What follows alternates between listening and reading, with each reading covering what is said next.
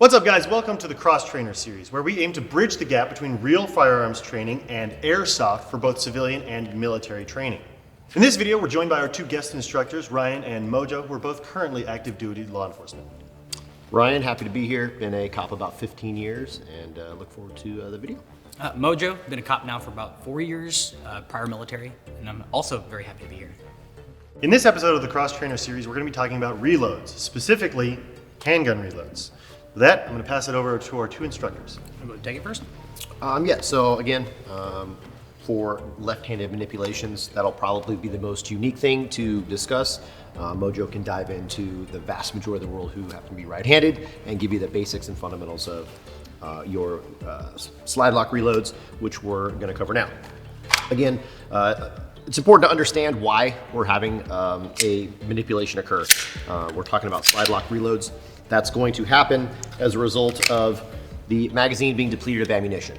You're in a course of fire, ammunition is depleted, gun is built to lock to the rear. That is cool for the airsoft world because, these replicas have obviously come a long ways over the years. We're at a point now where you can get a lot of the normal action of the gun in an airsoft version that you would get from a real firearm, which is super cool. Quite a bit of mass to the newer guns as well, which I think is pretty neat. The weight of them is there. So you're gonna feel that change happen when you're shooting. You're gonna get that slide's gonna lock to the rear. Again, we need an ammo source. For me as a left-hander, I've been rocking the gun and kind of breaking my grip and using my middle finger to drop the magazine. At which point I'm recovering another magazine, and I try to take a two-step process and I turn it into one step. So rather than inserting the magazine and then going for the slide stop or slide release, what I've tried to train over time is inserting the magazine, and while inserting it to the top, allowing that, energy or motion to bump the slide release forward as well. So I'm doing two things in one motion. I'm just posting my thumb there while that is locked to the rear, and then as I insert the magazine, the energy from the insertion of the magazine is causing the slide to move forward. So I'm kind of basically doing two things at once, increasing efficiency and thus causing the gun to get back into action quicker. Now, that does take a little bit of practice in time. You don't want to drop your slide before Correct. The magazine is seated. You won't load a round. Yeah, so with that being said, that's a very valid point. When these things are locked to the rear, you have to learn the amount of tension that you can put onto the slide stop, slide release, and if you do too much, what'll end up happening is you'll drop your slide, hit your magazine up there, and you won't have an ammunition source, which is going to cause you to have to do further manipulations of the firearm. But again, through training and practice, it's something I've been able to somewhat perfect with great consistency, so I use that quite a bit. So that covers a standard reload. Let's talk about a tack reload, or I guess a reload with retention. A reload with retention. Okay, so again, right, so the gun comes out. Obviously, let's say this. I'm in an engagement or I'm doing a drill or something of the sort. I fire X amount of rounds and this gun still has bullets in it. Or this replica still has BBs in it, or however you want to say it. So one of the things we can do is top the magazine off with more bullets. Let's say I'm moving to a new structure. I'm doing something where I want to have a full mag in the gun. So first thing I'll do, I'll find a lull. I'm like, hey man, so if I'm working with a buddy, I'm like, hey, Ryan, I'm gonna top off my gun. So he's aware that I'm gonna be out of the fight for a quick second. I'm gonna index a source of feed. One of the things we try to accomplish is we index this magazine, we take that mag, my finger is aligned to the tip of the BBs or the bullets, like exactly like such. So we're gonna essentially palm the magazine to that extent where the base plate of the mag is gonna hit the center of the hand. Boom, I'm gonna roll it out, I'm gonna pull it. Finger is on top of those bullets, right? Okay. Exactly like such. Then what we're gonna do, the gun's already out at this point. What I'm gonna do, I'm gonna meet them in motion. So there's a little gap right here between my hand. I'm gonna drop that magazine right there. I'll put my my pointer finger right in between it, and I'm just gonna meet them. I'm gonna swap them over. Boom, that's gonna happen. I'll put my gun back out, and I'll re-index the magazine and put it back in. So to actually touch on the right-handed aspect real quick of the slide lock reload. So Ryan brought up a great point. So one of the things we try to accomplish here is when we add this tension to that slide release. We're not saying inertia bump the magazine like that, where it's like boom and then the mag will go forward. You see a lot of real guns can do that, even airsoft guns. We're adding this tension there so that when you have this bump, it helps with sending that slide forward. That's one of the things we try to accomplish. And when that magazine comes out to do any kind of reload in particular, whether it be a reload with retention or a speed or an emergency reload, as soon as that magazine comes out, we're gonna eject the magazine will come out. That's the first thing that's gonna happen. We're gonna take this mag well, angle it to where the source of feed is coming from. That's one of the ones. So we try to take this mag well and I aim it towards my pouches. After that, the magazine will come out in the fashion that we talked about earlier. I drop my left hand elbow, or my support hand elbow, and I immediately will take that pointer finger and find a portion where I'm hitting my pinky. And I'll insert the magazine from there. It's like, it helps, it's like another tool of aiming. And what we like to do also, if you look to the inside of the magazine, well, I see that shininess. A lot of guys, Frank Proctor to include a lot of other people, they put some paint. They see paint there, so they're looking for that paint and aligning the paint. And as soon as that magazine gets inserted, and you're establishing the grip, which we talked about earlier. So the more muscle memory, the more you can do through feel, the less you have to pay attention to what's happening here visually, so that you can keep your eyes on. I will honestly, I've seen both trains of thought. Seen both trains of thoughts, and I know Ryan probably shares, so I'll let you cover this one too. But I like what's right now. How good is this sitting here with an empty gun? If I'm staring at the guy that's like, let's say it's Airsoft, right? Sure. If I'm staring at him, what good is this to stare at him when I have an empty gun? Right. So the potential for me to do this and mess that up is there, versus I could devote all my attention to this, because what should I focus on? The only thing that's keeping me in this fight, or the guy that's sitting at me I'm staring at him with an empty gun? Right. So I always say the priority of life for me to save me is here. Okay. So I'm gonna focus on that to reload and do my thing. And obviously there have been times before where I'm like, oh crap, because of this is like a focus shift, is what we call it, a focus shift. The same focus that I'm giving to the only thing saving my life, I just swap it. I look at this and I give focus to that now. Because I could still see everything around me and everyone what they're doing. I see you nodding your head, I see Ryan nodding his head right now, even though I'm focused on the gun. Okay. So we give equal credit. I guess that's the best way to put it.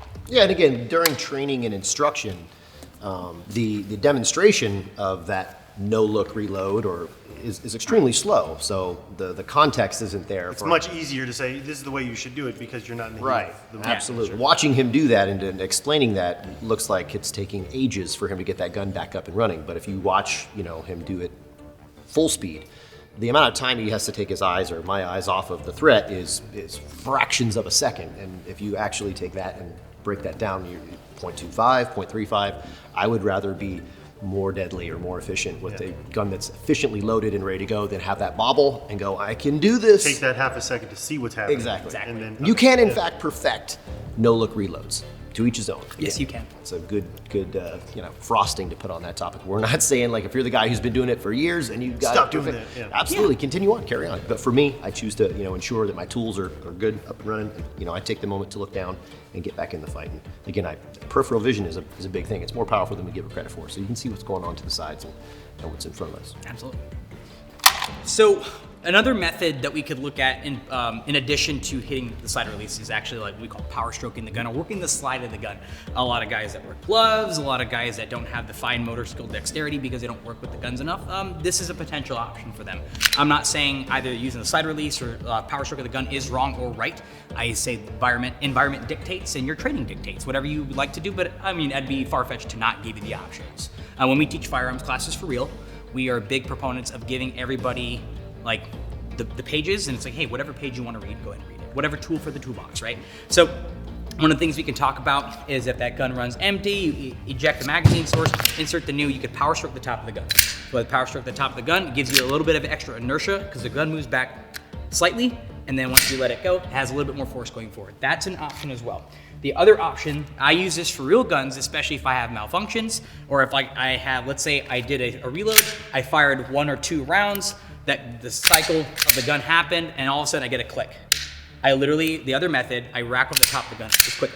Okay. So versus me taking my support hand off the gun completely, coming over the top, racking it, hand is all the way back here now, and meeting the pistol back, all I have to do is from the front of the gun, rotate it. And so you see how quick that is, and my hand's already right there to re-index the gun. So with that emergency reload in mind, the potential for us to be able to do that is also there. So we drop the magazine, insert the new one, come over the top of the gun, rack it, and we can work the problem from there. And that's especially useful in Airsoft as well, because sometimes we're playing outdoors and we got a lot of dirt and grit, sand that gets in the slide, and that slide release doesn't always release the gun. It doesn't. Or release the slide really efficiently. So doing that style of really, I guess, resetting the slide can give you more reliability in game. Yeah, and so I know we've talked about it before, but I would think Ryan would agree with this one. If you can, like the fastest method is to use a side release. The beauty behind these Elite Force Glocks, and they mimic a Gen 5 Glock 17 to the T. You have ambidextrous side releases, right. So you can do that. Left-handed dudes can also do the same. Those methods still apply, working those slide releases and actually getting the gun up from left-handed, come over the top and rotating the gun in slightly and pulling back with your thumb. You can do that, or even as a support hand guy, I could do that, come over the top, power stroke the gun, and work it from there. Super chill. Very fast. Now, in the case, in the difference of scenario between a real engagement and something that you might encounter in Airsoft, if you have a spent magazine in the real world, you might just ditch the magazine and load a new magazine because they're pretty robust. Real magazines are pretty robust, and you don't have to worry about them, hitting the ground or whatever. For an Airsofter, it might be more practical to retain that magazine even if it's empty. So even if you're doing like a standard reload where the slide has locked back, retaining that magazine is still something you can practice even if it's not a tack reload and you're not trying to refresh a magazine.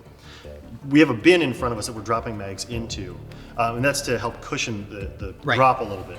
But there are solutions on the market that give you a rubber pad at the base of your magazine as opposed to the factory included one. And that can give you a little bit more resiliency to the base pad of the magazine, but it's good practice to drop them into something soft, especially when you're talking about Airsoft, just because you don't want to damage a $40 magazine and then have to go buy a replacement. That's one of the things that it's funny. I never realized it, like growing up playing Airsoft and playing Airsoft now. It's always kind of like, this is the heart of the gun. Yeah. Yeah, the mags with the gas and everything. So that's a great point to bring up. You guys introduced this to me, I think, yesterday. And yeah, immediately I'm gonna go out and buy a bunch of these because these are awesome. Like I was dropping mags with these yesterday. Not to the extent of like full on like smashing the mags to the ground, but to the level in which I was dropping them, it was okay. And it helps provide that solution, which I think is awesome that you guys are actually answering that call. Because that'll make it to where training has a potential to be more realistic to that extent where I'm not gonna retain an empty magazine, especially if the exigency is there for me to conduct an emergency reload. Right. I'm not going to retain this. And In the real world. But Or even in Airsoft. Airsoft, Okay. yeah. When I played Airsoft, I pulled out my hand. I have a KJW high capper that I bought from you guys, a CO2 pistol, and CO2 magazines, and I was running 1911 like at Copperhead. And there have been times where I was shooting, all of a sudden I'm like, oh crap! Like I'm in the moment, and I'm like, that mag comes out. I don't care how it comes out. The new one comes in, and I'll address the problem from there. And I'm sure a lot of airsofters can attest to that. There are moments they're like, well, I regret that. And next thing you know, there's a mag with the springs and everything all over the ground. It's like, crap. I think that's awesome that you guys are starting to provide these solutions. Yeah. And I think this is something that people need to start looking into. Who makes this thing? Airsoft.com. Yeah, this is awesome. Yeah. Aptly named. It's also why we find magazines on the field all the time. Yeah. Because people will drop them and then Yeah. move on and forget. I will say too, even like my time overseas when reloads needed to happen, we would leave the mags there, and then later on there was a lull. We will always go back and pick them up. Sure. I will say that's a real thing. Like not all the time are we seeing dudes like, because they're in the heat of the moment, and if the reload needs to happen, they're not You going don't to have take time to re-index a and spent magazine. re-index the magazine or shove it in a dump pouch because it's like, I need this thing up. Yeah. And like we need this, especially during training, even force on force. It's like, I don't care about that thing. I need to get the gun up.